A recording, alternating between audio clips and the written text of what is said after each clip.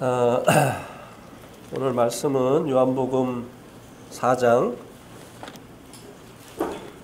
20절, 21절입니다. 요한복음 4장 20절하고 21절. 자, 우리 20절 형제님들이 읽어주시고 21절 자매님들이 읽도록 하겠습니다. 형제님들이 20절 읽습니다. 시작. 우리 조상들은 이 산에서 예배하였는데 당신들의 말은 예배할 곳이 예루살렘에 있다 하더이다.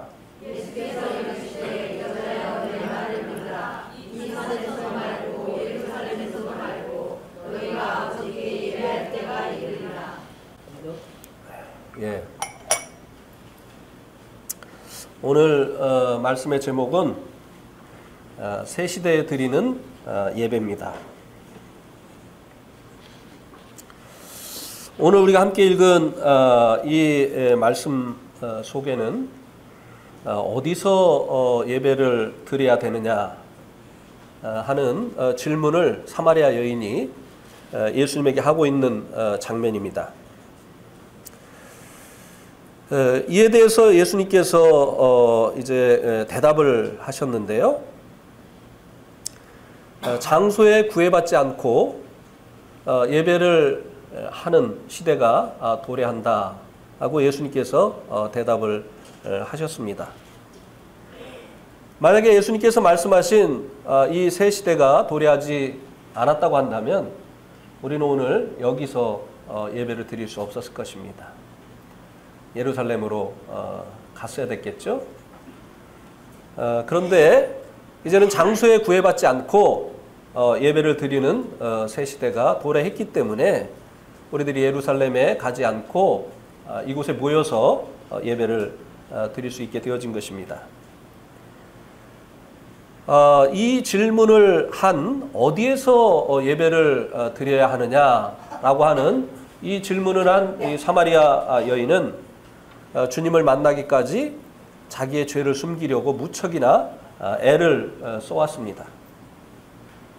그래서 사람들이 활동하지 않는 뜨거운 이 한낮을 통해서 물을 길러 다니곤 하였던 것이죠. 그런데 주님은 이 여인을 찾아가셨고 그리고 이 여인을 기다리고 계셨습니다.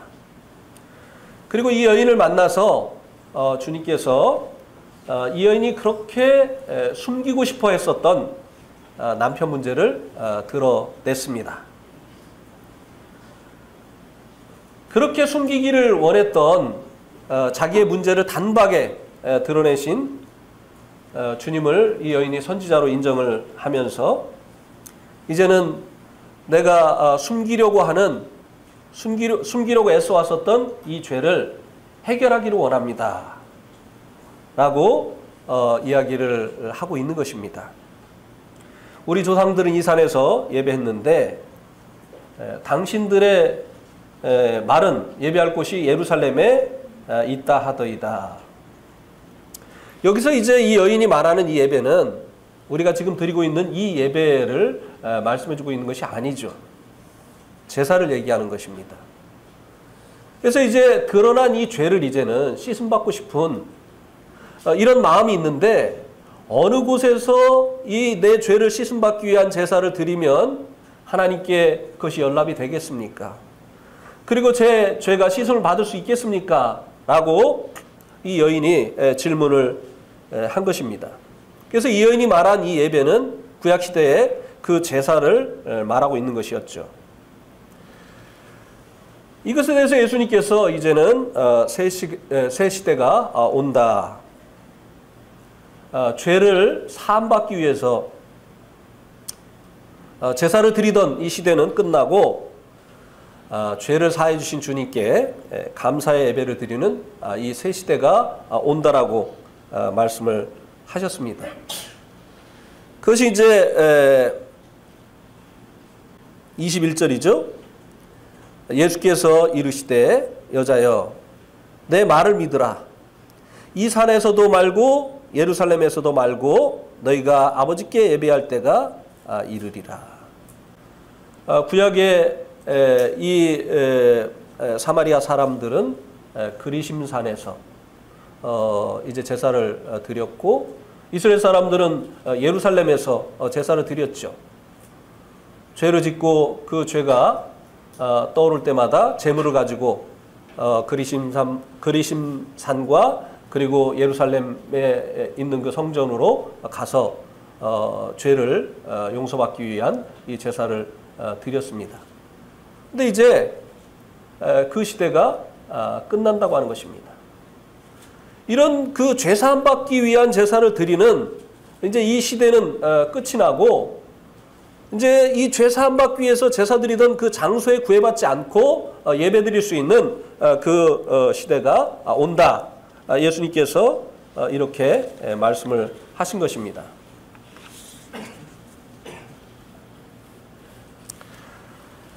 어떻게 그러면 이 죄사함을 위한 제사가 끝이 나고 새 시대가 도래한 것일까요? 이 구약의 제사는 참 형상이 아니었습니다. 이것은 그림자에 불과했던 것이죠. 이 그림자의 참 형상은 예수 그리스도 주님이셨습니다. 우리 한번 히브리서 10장 1절 말씀을 보시겠습니다. 히브리서 10장 1절. 히브리서 10장 1절.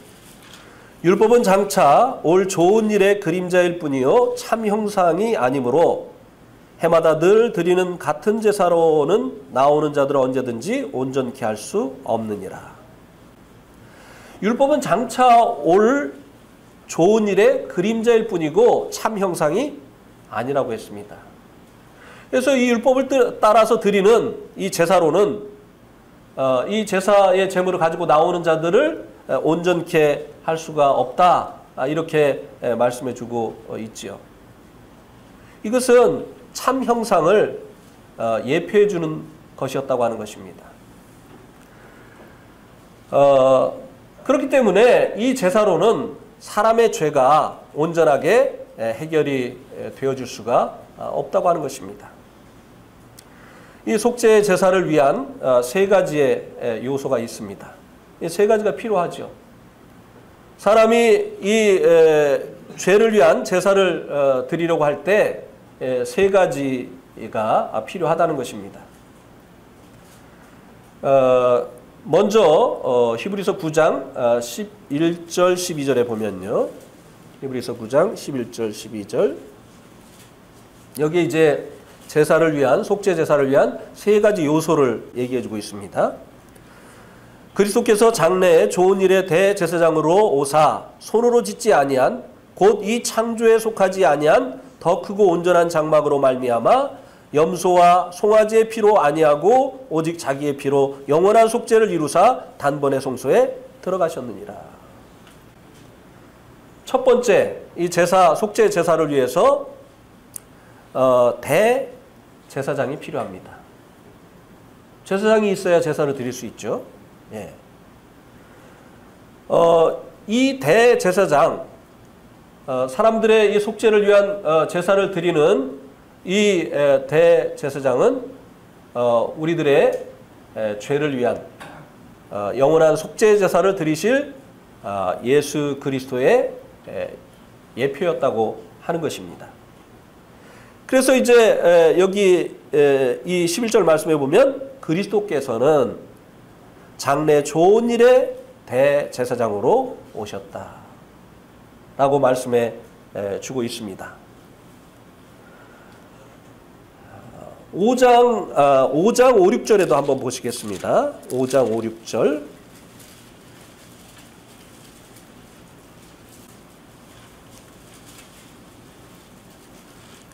또한 이와 같이 그리스도께서 대제사장이 되심도 스스로 영광을 취하심이 아니요 오직 말씀하신 이가 그에게 이르되 너는 내 아들이니 내가 오늘 너를 낳았다 하셨고 또 이와 같이 다른 데서 말씀하시되 내가 영원히 멜기세덱의 반차를 따르는 제사장이라 하였으니.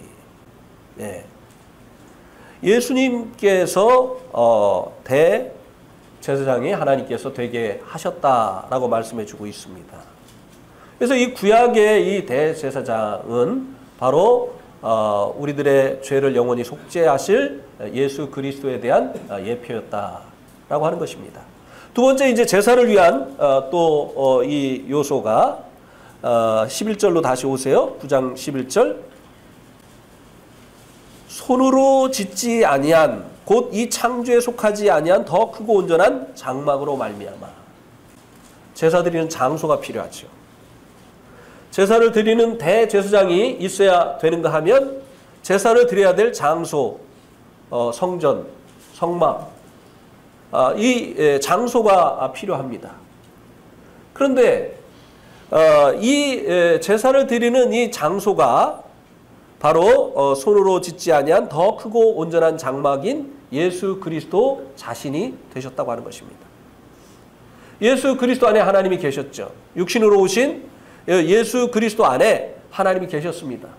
그래서 이 예수님의 그 몸은 바로 이 하나님이 임재하시는 성전이었다고 하는 것입니다. 그래서 우리 한번 요한복음 2장 21절에 보면요. 요한복음 2장 21절. 그러나 예수는 성전된 자기 육체를 가리켜 말씀하신 것이라. 예수님이 성전을 헐면 이제 3일 만에 일으키리라고 말씀을 하셨는데 이것은 성전된 자기 육체를 가리켜서 말씀하신 것이다. 그러니까 예수님의 이 육체가 하나님이 임재하시는 성전이었다고 하는 것입니다.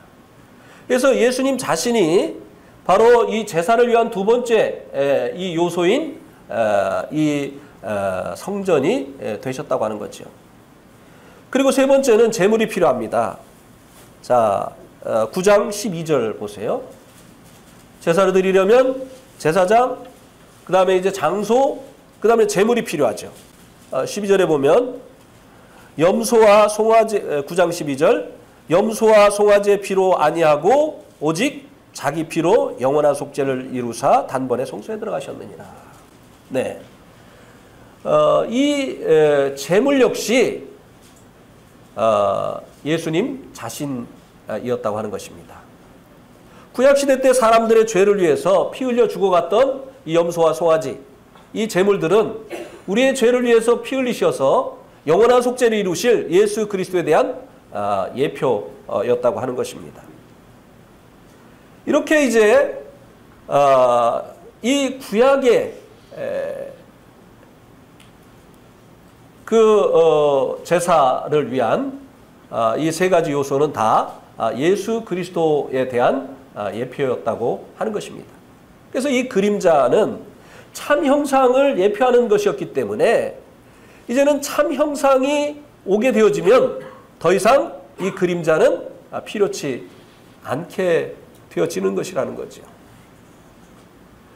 이제 이 어린 양을 통해서 사람들의 그 죄를 대속하는 이런 일을 보여주고 이제 하나님께서 약속하신 그 구원자가 오게 되어지면 이제 자신의 이 몸을 어린 양처럼 주고 피 흘려 주심으로 인해서 우리들의 죄를 대속해 줄 것이라고 예언을 해준 것처럼 예수님께서 그 일을 성취하셨습니다.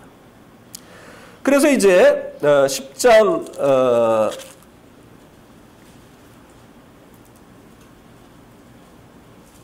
18절에 보면 히브리서 10장 18절 이것들을 사하셨은즉 다시 죄를 위하여 제사 드릴 것이 없느니라. 주님께서 우리들의 그 모든 그 죄값을 다 치루어 주셨기 때문에 더 이상 죄값을 치르기 위한 제사가 필요 없게 되어졌다는 것이죠. 그러니까 이 여인에게 네 죄를 이제 사함받기 위해서 드리는 이 제사는 이제는 소용이 없는, 필요가 없는 이런 시대가 온다. 그래서 주님께서 영원한 속죄를 이루시기 때문이다 라고 이제 앞에 일어날 일을 주님께서 말씀해 주신 것입니다. 주님께서 이제 이 죄의 문제를 다 해결해 주셨기 때문에 이제는 죄를 위해서 제사를 드리는 것이 아니라 죄를 사해 주신 그 주님께 이 감사의 예배를 드리는 이 새로운 시대가 도래하게 되어진다고 예수님께서 말씀을 하신 것입니다. 그렇기 때문에 이 예배는 이 새 시대에 주님께서 희생하시어서 열어놓으신 이 새 시대에 성도들이 하나님께 드려야 될 경건한 예식이라고 하는 것입니다. 그래서 죄사함을 받거나 복을 받기 위해서 드리던 구약시대의 제사와는 구별이 되어지는 것이라고 하는 것입니다. 둘 다 하나님께 드리는 것이지만 예배는 무엇을 얻기 위해서 드리는 것이 아니라 주님께서 이미 주신 이 복을 인해서 만찬을 중심으로 하나님 앞에 감사와 찬양을 드리는 것이라고 하는 것입니다. 근데 여기 이제 우리가 읽은 이 요한복음 4장 20절과 21절에는 이제 예배라고 예수님께서 말씀을 하셨는데요. 그런데 이제 성경에 우리가 곳곳에 보면 이 예배를 다른 용어를 사용해서 말씀해 주고 있는 것을 발견할 수 있게 됩니다. 자, 사도행전 2장 42절을 보겠습니다. 사도행전 2장 42절. 그들이 사도의 가르침을 받아 서로 교제하고 그 다음에 뭐라 하겠습니까? 떡을 떼며 오로지 기도하기를 힘쓰니라. 여기 보니까 초대교회 성도들이 모여서 했었던 네 가지 일을 말씀해주고 있죠. 첫 번째는 사도의 가르침을 받고, 두 번째는 서로 교제하고, 세 번째는 떡을 떼고, 네 번째는 기도했다고 했습니다. 예. 근데 여기 이제 사도들의 가르침을 받는 거, 이 말씀 듣는 거죠. 그 다음에 이제 교제하는 거, 성도들이 들은 말씀을 가지고 서로 교제하는 것을 의미하지요. 그리고 기도는 기도하는 것이죠. 그런데 이 세 번째 떡을 뗀다고 했습니다. 이것이 바로 주님께서 말씀하신 예배를 말씀해 주고 있는 것입니다. 예배를 드렸다고 하는 말을 사용하지 않고 떡을 뗐다라고 하는 이 새로운 용어를 사용을 한 것을 볼 수 있게 되죠. 자, 또 사도행전 20장 7절. 사도행전 20장 7절. 그 주간의 첫날에 우리가 떡을 떼려 하여 모였더니 바울이 이튿날 떠나고자 하여 그들에게 강론할세 말을 밤중까지 계속하매. 사도 바울이 3차 전도여행을 마치고 예루살렘으로 돌아오는 길에 드로아에서 그곳에 있는 성도들과 이제 안식구 첫날, 주간의 첫날, 안식구 첫날 무엇을 하기 위해서 여기 모였다고 말씀해주고 있습니까? 예, 주일날 예배하기 위해서 모였는데 그 예배를 떡을 떼려 모였다. 떡을 떼는 것이라고 표현을 해주고 있죠.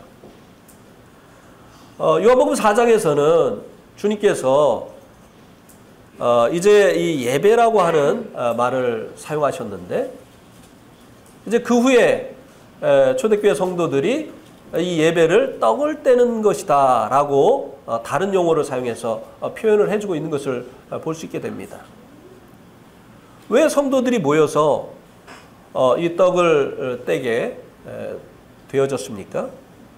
주님께서 명령하셨기 때문이죠. 마태복음 26장, 예, 마태복음 26장 26절에서 28절까지입니다. 그리고 30절을 보겠습니다.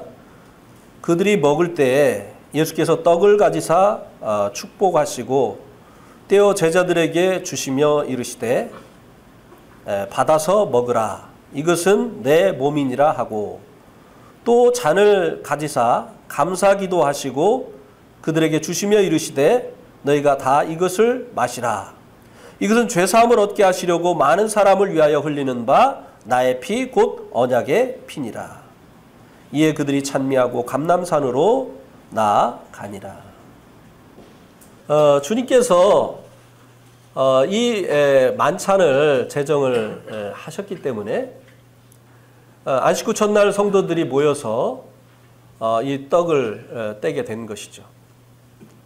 그런데 이제 요한복음 4장 21절에서는 예배라고 말씀을 하시고 여기서는 이제 떡을 떼고 또 잔을 나누라고 하시면서 주님을 기념해 달라고 말씀을 하셨습니다.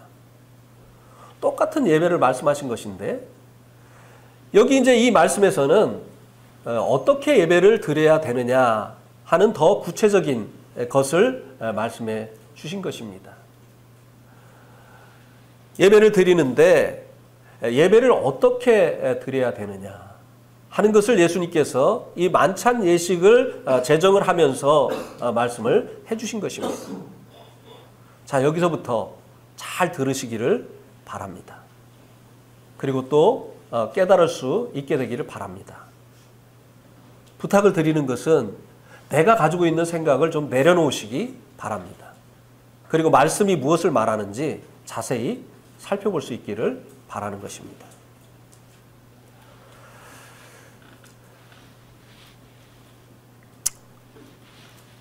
주님께서 이 만찬 예식을 제정하신 날은 6월절이었습니다.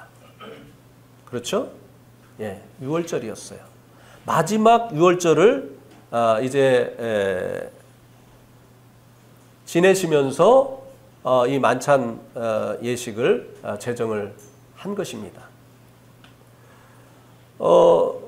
이것은 더 이상 이 제자들에게 참 형상이신 예수 그리스도가 오셨기, 6월절 어린 양의 참 형상이신 예수 그리스도가 오셨기 때문에 더 이상 이 구약에서 말씀해주고 있는 이 6월절 절기를 이 제자들은 지킬 필요가 없다고 하는 것을 말씀해 주신 것입니다.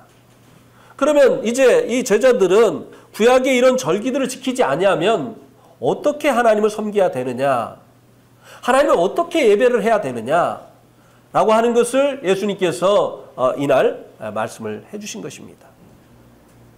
구약의 성도들은 오실 이 메시아를 이 희생 제물인 어린 양을 통해서 기억을 했습니다. 어린 양을 통해서. 그죠?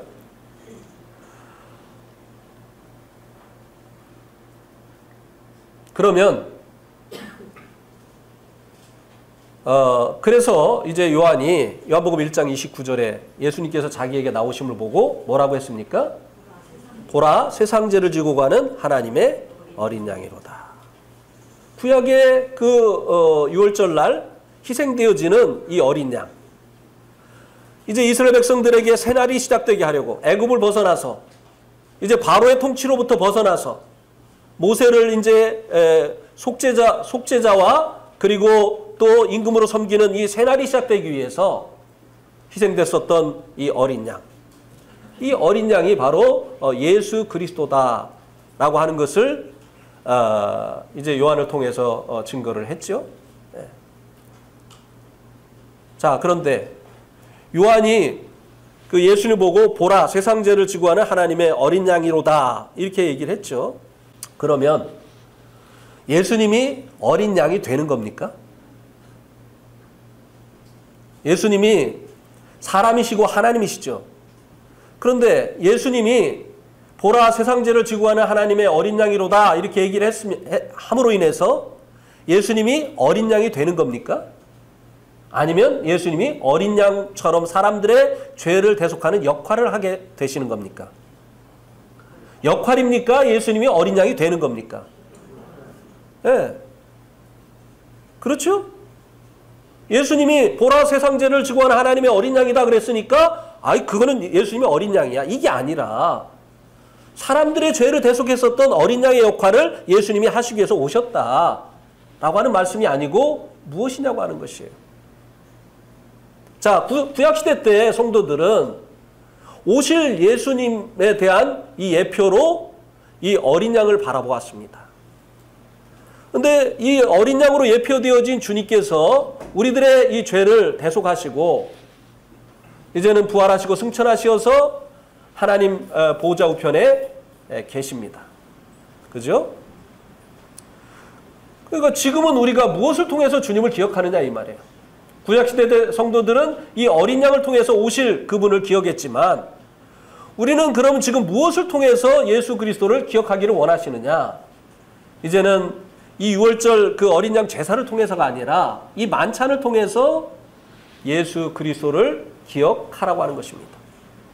그래서 예수님께서 떡을 나누어 주시면서 이것은 내 몸이다. 이렇게 한 것은 이 떡이 내 몸이라고 한 것이 아니라고 하는 것입니다. 네. 또 이것이 너희를 위해서 흘리는 바 내 그 새 언약의 피다. 이 포도주를 그렇게 말씀하셨는데 이 포도주가 그 피다라고 말씀하신 것이 아니라고 하는 것입니다. 그럼 무엇입니까?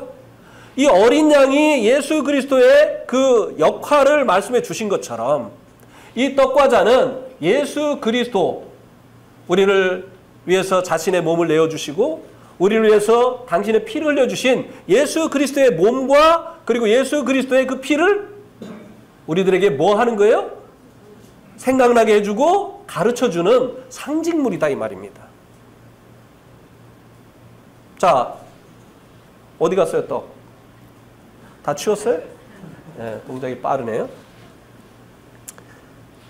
뭐 이거를 이제 잔이라고 합시다. 예수님이 잔을 주면서 이것은 죄사함을 얻게 하려고 많은 사람을 위하여 흘리는 바 나의 피 곧 언약의 피니라. 나의 피라고 했어요. 그럼 이렇게 예수님께서 줄 때 예수님의 몸 안에 예수님의 피가 있었습니까? 없었습니까? 근데 예수님의 피가 여기 있는데 이게 나의 피라고 하는 말은 이게 뭐죠? 예. 이제 나의 피를 이 포도주처럼 내가 많은 사람들의 죄사함을 얻게 하려고 흘릴 것이라고 하는 그것을 말씀해 주시는 거잖아요. 그렇습니까? 안 그렇습니까? 예.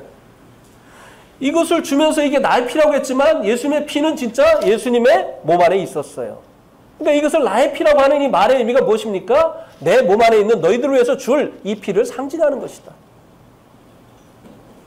그리고 우리가 이제 이 떡을 떼고 그리고 이 잔을 나누면서 우리들을 위해서 내어주신 주님의 그 몸을 기억하고 이 떡을 기억하는 게 아니라 이 떡을 통해서 주님의 몸을 기억하고 또 이 잔을 통해서 주님이 흘려주신 주님의 그 피를 기억하고 더 나아가서는 주님 자신을 기억하는 것이죠. 이 천주교는요, 이것을 이제 이 만찬 예식을 행하는 것을 미사라고 합니다. 미사, MASS, 미사라고 하는데요. 이 미사가 무슨 뜻이냐면 제사라는 뜻이에요. 제사. 더 이상 이것을 사하셨음즉 제사할 것이 있다 없다? 없다고 하셨는데 천주교는 이 미사, 제사를 드립니다. 그러면서 그들이 주장하는 게 뭐냐면은 이 떡과 잔이 미사를 드릴 때 주님의 몸과 피로 화해진다. 그러니까 실제적으로 주님의 몸이고 실제적으로 주님의 피로 변화되어진다. 화채서를 주장합니다. 네. 또 루터는 이제 이 예배를 이 만찬을 행할 때 이 떡과 잔에 주님의 몸과 피가 이제 임재하게 되어진다. 공전서를 주장해요.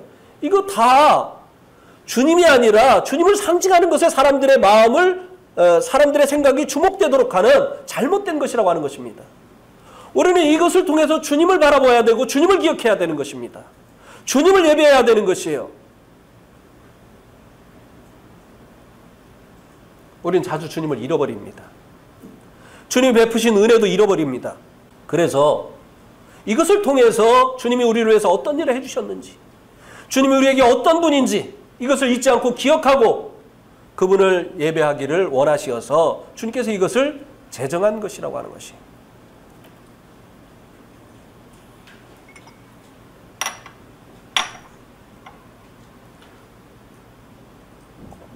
그런데 주님께서 이 떡을 나누시기 전에 뭐를 하셨다고 했습니까? 떡을 가지사 뭐를 하셨다고요? 축사, 축복 이렇게 했다고 헷갈리는 말로다가 번역을 해놨어요. 그러니까 이게 무슨 말인지 잘 이해들을 못합니다. Thanksgiving. give thanks. 감사를 드렸다는 거예요. 감사. 네. 감사를 드렸어요. 떡을 나누어 주기 전에 떡을 가지시고 주님께서 무엇을 했다고요? 하나님께 감사를 했어요. 축복이 아니라. 네. 감사를 드렸다고요. 감사. 네. 물론 이 말씀을 잘 들으셔야 됩니다. 물론 이 당시에는 주님을 기억하는 이 예식과 식사를 겸했습니까? 따로 했습니까? 겸했지요. 그죠? 그러니까 우리가 식사를 할 때 왜 감사 기도를 합니까? 그 밥에 대해서, 밥을 주신 것에 대해서, 이 양식을 주신 것에 대해서 이제 감사하니까.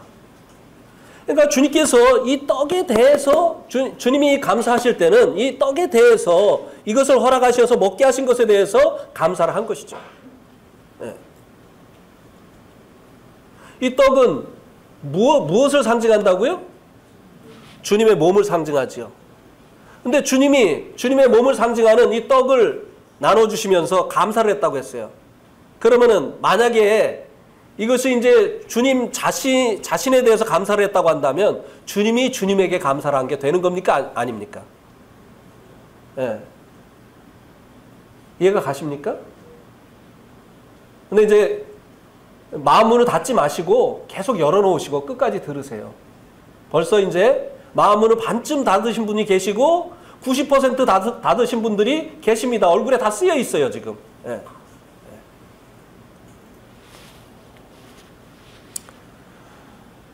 그런데 여기에는 특별한 예배에 대한 교훈이 있다고 하는 것입니다.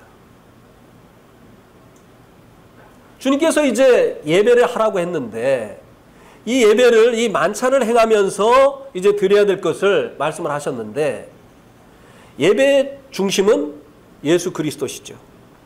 우리가 예수 그리스도를 통해서 하나님 앞에 예배하는 거예요. 그런데 예수님께서 이 떡을 나눠주시면서 감사 기도를 하셨다고 했어요. 우리가 하나님을 예배하는 이 방법 중에 하나가 무엇인가를 예수님께서 알려주신 거예요. 그래서 우리가 예배 시간에 주님을 통해서 하나님 앞에 감사의 기도를 드리는 거예요. 네. 무슨 말인지 아시겠습니까? 근데 이것을 오해를 해가지고 이 떡에 대해서 감사하는 것만을 예수님께서 교훈하셨다고 생각을 하는 겁니다. 우리가 이것을 통해서 예배 시간에 주님을 통해서 하나님 앞에 감사하라고 주님께서 가르치셨구나 라고 하는 것을 알고 예배 시간에 우리가 감사드리잖아요. 그죠? 이 떡을 통해서 상징되어진 주님을 기억하면서 우리가 하나님 앞에 감사드리잖아요. 오늘도 예배 시간에 그 감사 드렸습니까? 안 드렸습니까? 드렸죠. 또 주님이 우리를 대속하신 그 피를 기억하면서 또 주님 앞에 감사했습니까? 안 했습니까? 했잖아요. 그러니까 이 예배 시간에 주님께서 이것을 나눠 주시면서 감사의 기도를 드리신 것은 이제 우리 각 사람이 예배 시간에 하나님 앞에 어떻게 예배를 드려야 되느냐를 우리들에게 가르쳐 주신 것이기도 하다고 하는 것입니다. 그래서 우리가 예배 시간에 이 감사를 드리는 거예요. 이것을 이해를 했다고 한다면요. 예배 시간에 충분히 감사를 했으면 이제 더 이상 감사할 사람이 없으면 떡을 떼면 되는 거예요. 왜냐하면 그 떡을 통해서 이미 많은 감사를 했잖아요. 이해가 가십니까? 네. 잔에 대해서도 감사를 했잖아요. 그러면 지금 많이 했으니까 하면 되는데 우리는 주님이 떡을 주시기 전에 감사하고 그리고 또 잔을 나누기 전에 감사했다고 해서 꼭 이 잔을 나누기 전에 떡에 대해서 감사하겠습니다. 떡을 떼기 전에 감사하겠습니다. 잔을 나누기 전에 감사하겠습니다. 해야 나누는 것으로 생각을 하죠. 시간차예요. 바로 직전에 하나, 그 전에 하나. 무슨 차이입니까? 차이가 납니까 이게?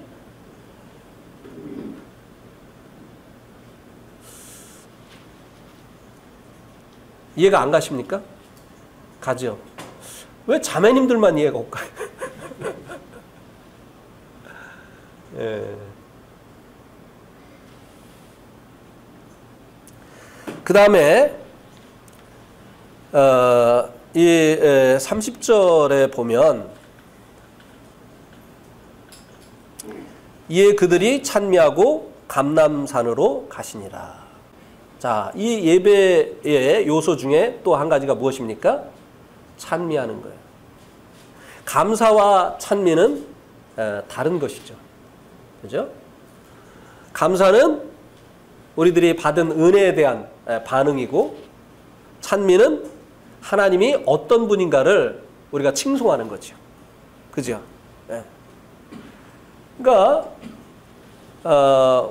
우리 이제 성도들의 예배의 이제 기도의 구성 비율을 보면 감사가 많습니다.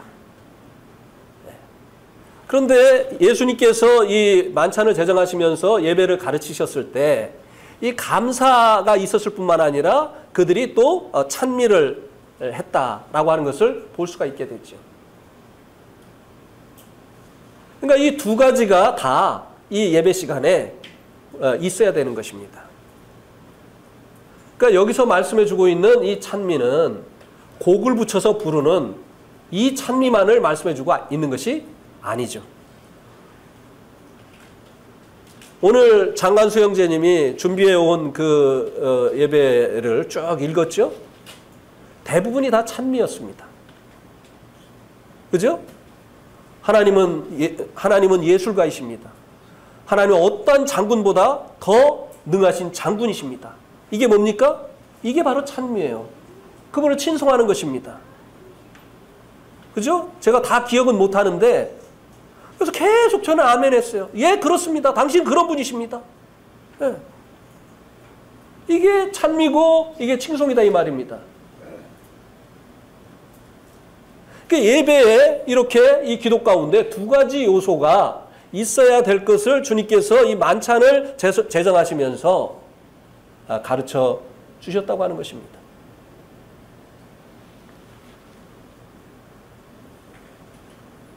꼭 곡을 붙여서 부르는 것만이 찬미가 아니라고 하는 것입니다.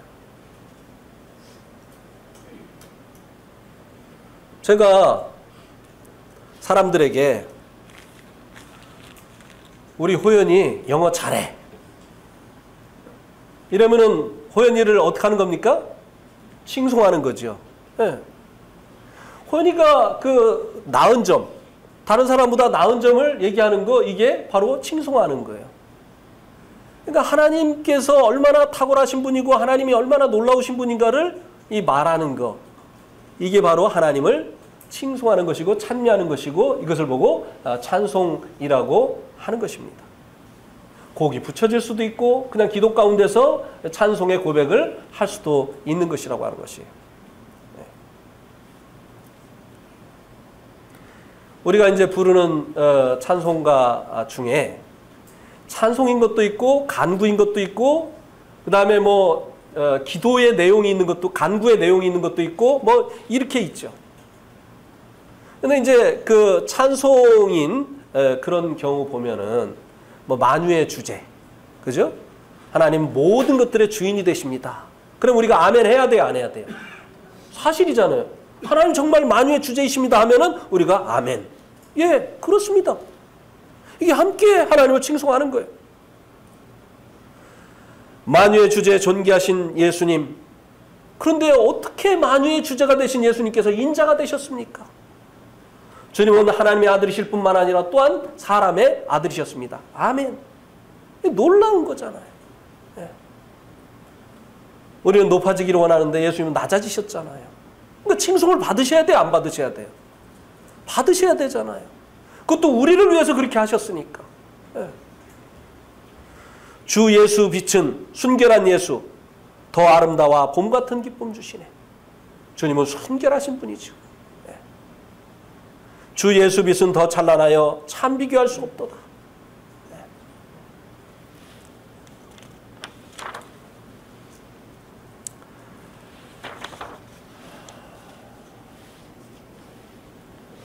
예. 이 찬송이 은혜 가운데 우리가 이제 평상시에 그 예배를 준비를 해야 되는데요. 이제 이 평상시에 은혜 가운데 살게 되어질 때, 이제 주님 앞에 예배하러 모였을 때 감사가 넘치게 되는 겁니다. 네. 내가 한 주일 동안 받은 그 주님의 은혜를 생각하면 감사하지 않을 수가 없는 거죠. 그죠? 그리고 또 이제 주님과 교제하고 또 주님과 동행하면서 그 주님을 알아가는 것입니다. 새롭게 알아가는 것이에요. 주님을 알아간 만큼 주님을 더 찬송할 수 있게 되어지는 거죠. 네. 그러니까 이 예배는요, 정말 이 보석과 같은 것이에요. 그냥 예배 시간에 와가지고 이게 만들어지는 게 아니에요. 평상시에 정말 주님의 은혜 가운데 살고, 그리고 이제 주님과 동행하는 삶을 살고 주님과 교제하는 이 결과로 인해서 빚어지는 것이 이 예배이기 때문에 이것은 한순간에 되어지는 것이 아니에요. 보석이 그 되어지기 위해서 얼마나, 이 다이아몬드가 생기기 위해서 얼마나 많은 날 동안 압력을 받아야 되는지 몰라요. 네. 짧은 시간에 되어지는 게 아니에요.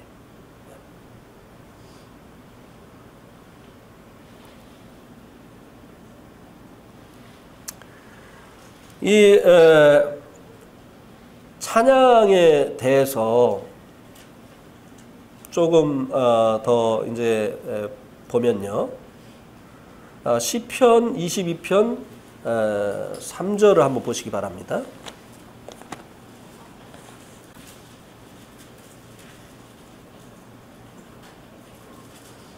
이스라엘의 찬송 중에 계시는 주여, 주는 거룩하시니이다.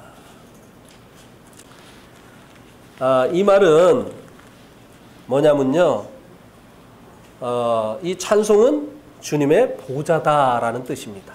이스라엘의 찬송 중에 계시는 주여라고 하는 이 말의 의미는 찬송은 주님의 보좌다라는 그런 의미입니다. 주님께서 어디에 임재하시느냐면요, 당신을 칭송할 때 거기에 임재하세요. 찬송이 이렇게 놀라운 것이에요. 저도요, 누군가가 나에 대해서 칭찬을 하면요, 거기 있고 싶어요. 그죠? 험담하고 막 이렇게 하면은 그 귀 막고 거기 있고 싶지 않지만, 우리 이용순 형님이 제 칭찬을 자주 이렇게 해주시는데, 그래서 제가 이용순 형님 좋아해요. 막 칭송을 하면요, 거기 있고 싶어요. 그래서 이 찬송이 주님의 보좌다라는 의미가 뭐냐면은, 주님께서도 우리가 주님을 칭송하게 되어질 때, 합당한 칭송, 없는 얘기가 아니라, 그렇지 않은데 그렇다고 하는 게 아니라, 정말 그분께 합당한 이 찬송이 드려지게 될 때 주님이 거기 임재하신다는 겁니다. 그래서요, 여러분 가정에 주님이 임재하시기를 원하시면 찬송하세요. 이 교회 가운데 주님의 임재가 가득하기를 원하면 주님을 찬송해야 되는 것입니다. 주님이 임재하면 빛이 있는 곳에 어둠이 있을 수 없는 것처럼, 주님의 임재가 있는 가정, 주님의 임재가 있는 이 교회 가운데는 사단의 역사가 일어날 수가 없습니다. 제가 한번 새벽 기도를 하고 집에 돌아왔어요. 아내와 아이들이, 이제 애들이 어릴 때인데 자고 있었어요. 모기 한 마리가 웽 하고 이렇게 오다가 다시 빠꾸, 또 웽 우리 식구들 자는 대로 오려고 하다가 다시 빠꾸, 계속 그렇게 했어요. 왜 그렇게 했느냐면요, 그 주변에다가 그 모기 향을 피워놨거든요. 모기가 싫어하는 이 향이 피어지고 있으니까 모기가 오다가 피를 빨아먹으려고 오다가 자기가 싫어하는 이 향 때문에 다시 돌아가고 하는 그런 모습을 보면서 우리가 하나님께 찬송하게 되어질 때 마귀가 접근할 수가 없다. 왜냐하면 하나님이 임재하시기 때문에. 네. 교회 가운데 정말 이 찬송이 있게 되어질 때 그렇게 되어지는 거예요. 이 찬송 참 귀한 겁니다. 이 예배 시간에 드려지는 이 찬송뿐만 아니라 이 찬송 시간은요, 예배 준비하는 시간이 아니에요. 근데 우리 이 내동교회 성도님들은 찬송을 별로 이렇게 안 좋아하시는 것 같아.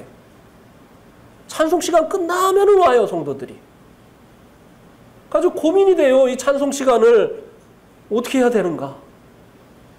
얼마나 이 찬송이 귀한 것인데, 얼마나 이 찬송이 하나님께서 기뻐 받으시는 것인데, 예.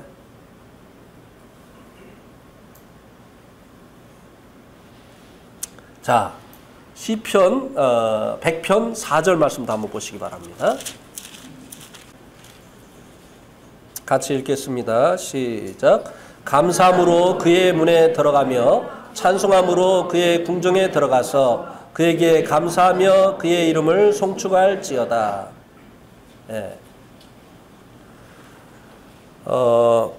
여기 보니까 감사함으로 그 문에 들어가며 찬송함으로 그의 궁정에 들어갈지어다. 그의 문에 들어가고 궁정에 들어간다고 하는 이 말의 의미가 무엇입니까? 그 안에 누가 계시죠? 주님이 계신 거죠. 그러니까 우리가 이 땅에서 주님의 임재 안으로 들어갈 수 있는 방법이 무엇이냐? 예배 시간에 그분에게 감사하고 그분을 찬송하는 이것을 통해서 우리가 주님의 임재 속으로 들어가는 거예요. 천국 가서만 우리가 주님 만나보는 게 아닙니다. 우리가 예배 시간에 이 감사와 찬송을 통해서 주님의 임재 안으로 들어가는 거예요. 네. 우리가 예배 시간에 나오는 것은 떡과 잔 앞에 나오는 것이 아니에요. 예배를 받으시기 위해서 임재하시는 그 주님 앞에 나오는 것입니다. 예. 그리고 그 주님을 찬송하게 되어질 때 주님께서 기뻐하시고 그 주님께 감사를 드릴 때 우리의 삶 가운데 감사의 제목을 넘치게 하시는 이런 놀라운 은혜를 계속해서 베풀어 주시는 것이에요. 제가 네팔에 있을 때요, 참 이 사람 도와주는 이게 맛이 안 나요. 이렇게 도움을 필요하는 사람들에게 뭐를 이렇게 주잖아요. 그러면은 탁 뺏어가지고 갑니다. 싹 없어져요. 탁 뺏어가지고. 그런 사람 또 주고 싶습니까? 주는데 탁 뺏어가지고 가고 뒤도 안 돌아보는 사람, 왜 그러는지 모르겠어요. 도로 달랄까봐 그러는 건지. 근데 주면 아우 정말 감사합니다. 저에게 꼭 필요했었는데 주님이 이렇게 하셨네요. 정말 감사합니다. 이러면 어때요? 마음속에서 또 주고 싶어. 감사하는 자에게는 주님께서 계속 감사할 수 있는 제목을 주시는 거예요. 주님을 찬송하는 자에게는 주님께서 함께 해주시고 모든 사단의 괴계로부터 보호해 주시는 이런 놀라운 일들을 경험할 수 있도록 해주시는 것입니다. 우리가 드리는 이 예배는 바로 하나님 앞에 감사하고 주신 은혜를 헤아리면서 감사하고 그리고 동행하고 교제하면서 깨닫게 되어진 그 주님을 찬송하는 이 떡과 잔을 통해서 주님을 기억하면서 그렇게 하는 것이라고 하는 것을 오늘 이 말씀을 통해서 우리들에게 말씀해 주셨습니다. 기도하시겠습니다.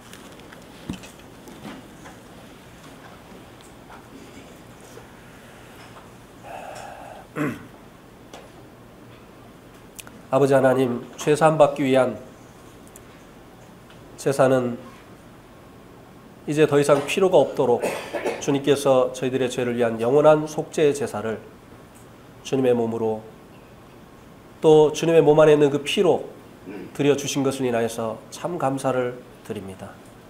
주님은 저희들의 구원자가 되시옵나이다.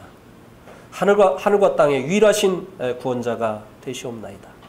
주님 밖에는 저희를 대속하신 구원자가 또 저희들을 구속하신 구속자가 없사옵나이다. 아버지 하나님, 이제 저희들이 죄를 사함받기 위한 제사가 아니라 죄 사해 주신 하나님과의 관계를 회복시켜 주신 저희들에게 영생을 얻게 하신 이제 아버지 하나님을 예배할 수 있는 이 예배자가 되게 하신 이 놀라운 은총을 인하여서 또한 감사를 드리게 되옵나이다. 주님께서 만찬을 제정하시면서 예배를 어떻게 드려야 될 것인가를 저희들에게 가르쳐 주셔서 감사를 드립니다.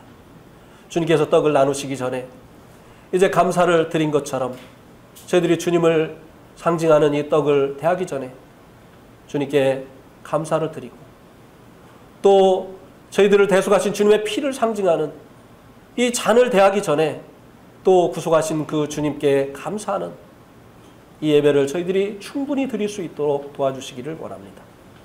또 그들이 찬미했었던 것처럼 우리의 기도 가운데 또 우리의 찬송 가운데 주님을 높이고 주님을 칭송하는 이와 같은 것들이 넘쳐날 수 있도록 주님 인도해 주시기를 주님 앞에 간절히 기도를 드리게 되옵나이다. 주님께서 말씀하신 이 예배가 성령님으로 말미암아 깨달아지고 드려지고 할 수 있도록 인도해 주시기를 구하오며 주 예수 그리스도 이름으로 기도하였습니다. 아멘.